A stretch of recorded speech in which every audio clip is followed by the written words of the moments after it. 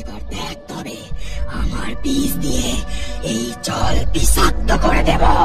পঞ্চমুখী নাগ তার মুখ দিয়ে নদীর জলে বিষ ঢালতে থাকে, আর নদীর জলের জলপরীরা কষ্টে ছটফট করতে করতে সমুদ্র রাজ্যে তাদের রক্ষা করার জন্য সংবাদ পাঠায়। জলরাজা, আমাদের বাঁচান, এই পঞ্চমুখী নাগের হাত থেকে আমাদের রক্ষা করুন, এই বিষাক্ত জলে আমরা বেশি দিন বাঁচতে পারবো না। রানীগঞ্জ নদীর জলপরীদের এই সংবাদ পেতে জলরাজা তার কন্যাকে বলে, কন্যা মণিমালা, তুমি এক্ষুনি প্রস্তুত হও। রানীগঞ্জের জলপরীরা সংকটে আছে, আর এই দুটি জাদুর হিরে তোমার কাছে রাখো। তুমি সেখানে পৌঁছলে তারপর আমি তোমাকে বলবো এই দুই হিরে দিয়ে তুমি কি করবে।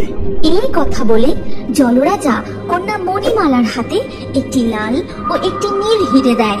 ঠিক আছে পিতা, আমি এক্ষুনি রওনা দিচ্ছি, কিন্তু সেখানে যেতে গেলে যে বহু ক্রোশ সমুদ্রপথ অতিক্রম করে যেতে হবে, অনেক সময় লেগে যাবে, হাতে যে অত সময় নেই। কন্যা মণিমালা, আমি তোমাকে একটি নদীপথের সন্ধান দিচ্ছি। সেই নদীপথ ধরে গেলে তুমি অনেক তাড়াতাড়ি রানীগঞ্জ জঙ্গলের নদীতে পৌঁছে যাবে, কিন্তু মানুষের থেকে সাবধান, ওই নদী দুই গ্রামের মাঝখান দিয়ে বয়ে গেছে। মণিমালা রওনা দিয়ে দেয়। পিতার কথা মতো ওই দুই গ্রামের মাঝে নদী পথে প্রবেশ করে। তখন ধীরে ধীরে বিকেল হয়ে যায়। আজ রাতটুকু বরং এখানেই বিশ্রাম নিই, রাতের অন্ধকারে এগোলে নদীপথ হারিয়ে ফেলতে পারি। ঠিক তখনই নদীর দুই পাড়ের দুই গ্রামে আজ আমাদের নেড়া পোড়া, কাল আমাদের দোল, পূর্ণিমাতে চাঁদ উঠেছে বড়। এই দেখ কেবলা, তোদের নেড়ার থেকে আমাদের নেড়া কত বড় হয়েছে। মতল না, আমাদের তো তক্তকে বলো। কাল তৈরি থাকিস কিন্তু, এমন বাঁদর রং মাখাবো না 7 দিন ধরে ঘষে ঘষে তুলতে পারবি না। অমন করবি না কিন্তু কোথায়, আমার মাকে বলে দেবো কিন্তু।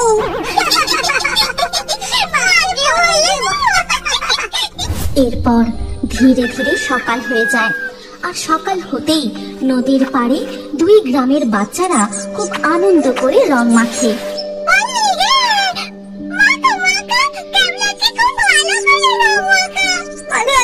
আমাকে একটু ঠেলে দে, ওই গ্রামের লোকগুলোকে তো রং দিতে হবে।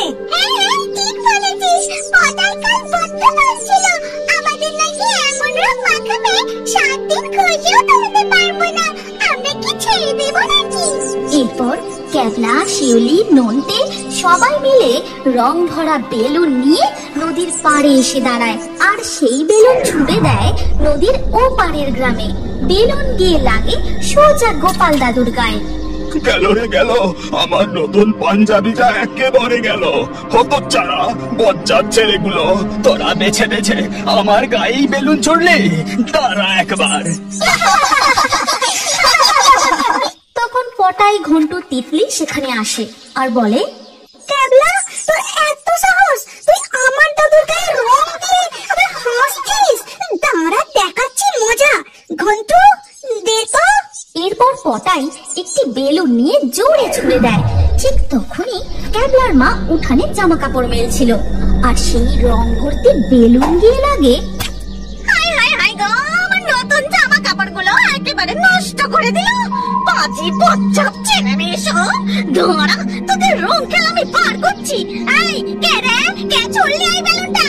ঠিক তখনই ক্যাবলার মা নদীর পাড়ে যায় আর পটাইদের বকাবকি শুরু করে। আর তা শুনতে পেয়ে শ্যামলী, হ্যাঁ গো ক্যাবলার মা, বাচ্চাগুলো নিজেদের মধ্যে রং খেলছে, তা তুমি এমন করে ঝগড়া করতে এসেছো কেন?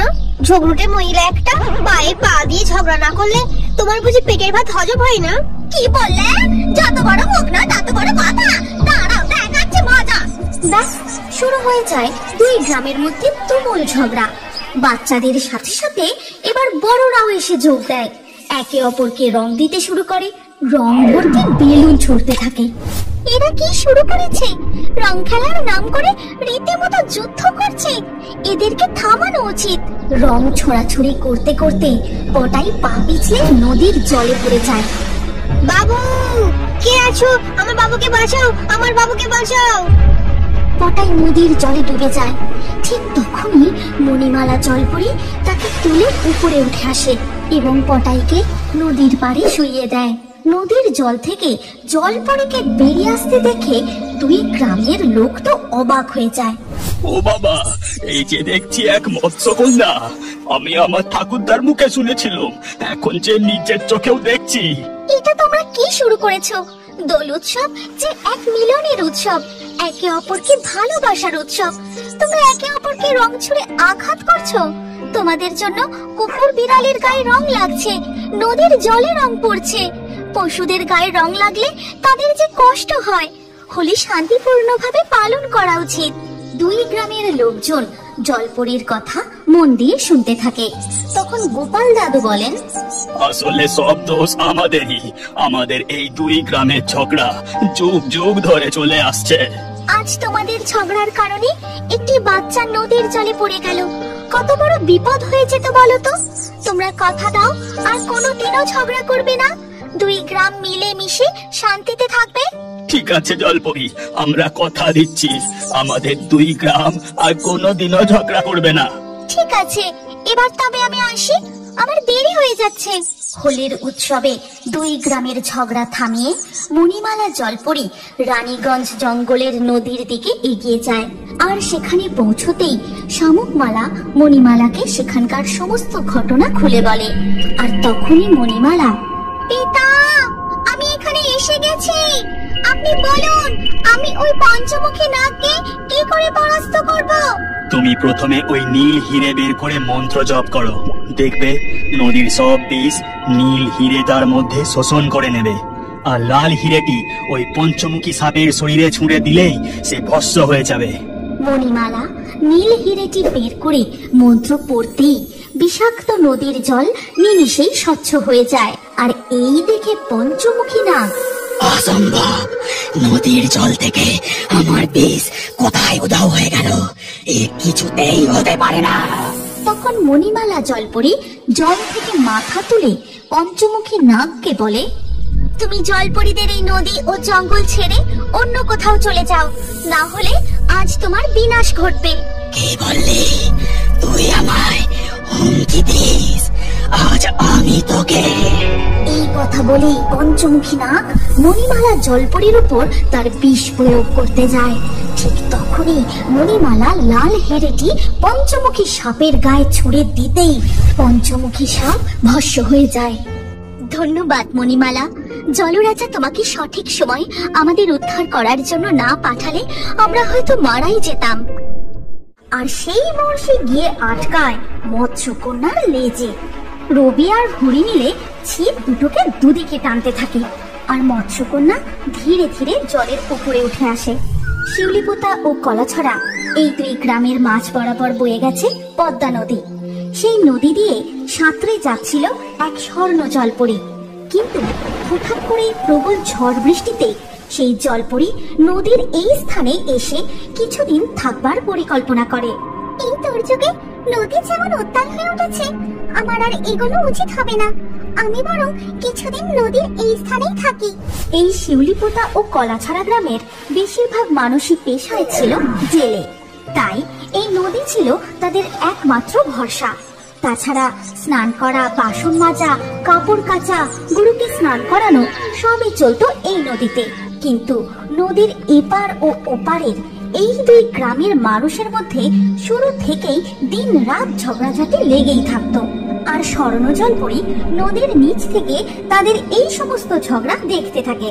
খবরদার বলছি কালু, তুই যদি আমাদের ভাগের একটা মাছ ধরিস তাহলে তোর আজ খবর আছে বলে দিলাম। তোর মাছ ধরার শখ আমি চিরকালের মতো ঘুচিয়ে দেবো। এই কথা শুনে কালো বেজায় চটে যায়। আর সে দেখে নিতাইয়ের ছিপে টপা টপ মাছ উঠছে, কিন্তু তার ছিপে আজ একটাও মাছ উঠছে না। বলি চ্যাংড়ামি হচ্ছে, নিচে আমাদের ভাগের মাছ ধরে আবার আমাকে বলছিস?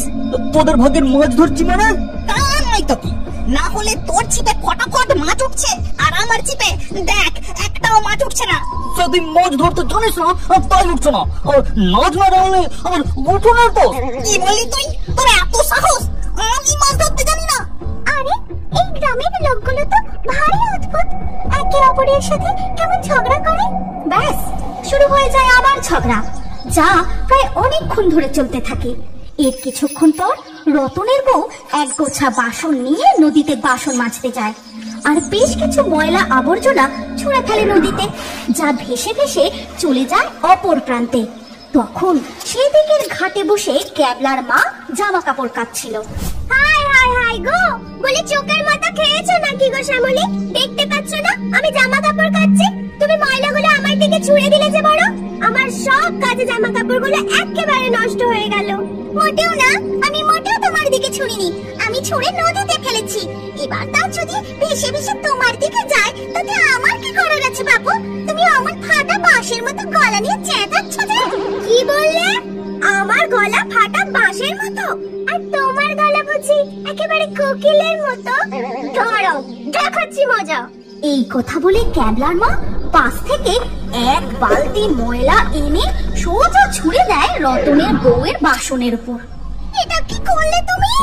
ছি ছি ছি, তুমি ইচ্ছে করে আমার বাসনের উপর ময়লা ফেললে? ওগো, কে কোথায় আছো গো? দেখে যাও, ক্যাবলার মা কেমন পায়ে পা দিয়ে ঝগড়া করছে। ওরে বাবা, এই যে দেখি দুই গ্রামের বউগুলো সমান তালে ঝগড়া করে চলে। শ্যামলের চিৎকার শুনে গ্রামের বেশ কিছু লোক জড়ো হয়ে যায়। ওদিকে ক্যাবলার মাও চিৎকার করে লোক জড়ো করে। ব্যাস, শুরু হয়ে যায় ঝগড়া। আর ঝগড়া চলতে চলতে দুপুর পেরিয়ে বিকেল হয়ে যায়। বিকেল বেলা শিউলিপোতা গ্রামের ছোট ছোট ছেলে মেয়েগুলো বল নিয়ে খেলা করছিল। আর খেলতে খেলতে হঠাৎ, এই যা, বলটা নদীতে পড়ে গেল। এই ঘন্টু, গিয়ে বলটা কুড়িয়ে নিয়ে আয় তো। কিন্তু বলটা নদীতে পড়ে ভেসে ভেসে চলে যায় অপর প্রান্তে। তখন সেখানে ঘাটে বসে পেয়ারা খাচ্ছিল ক্যাবলা, গোপে আর শিউলি। বলটা তারা দেখতে পেয়েই কুড়িয়ে নেয়।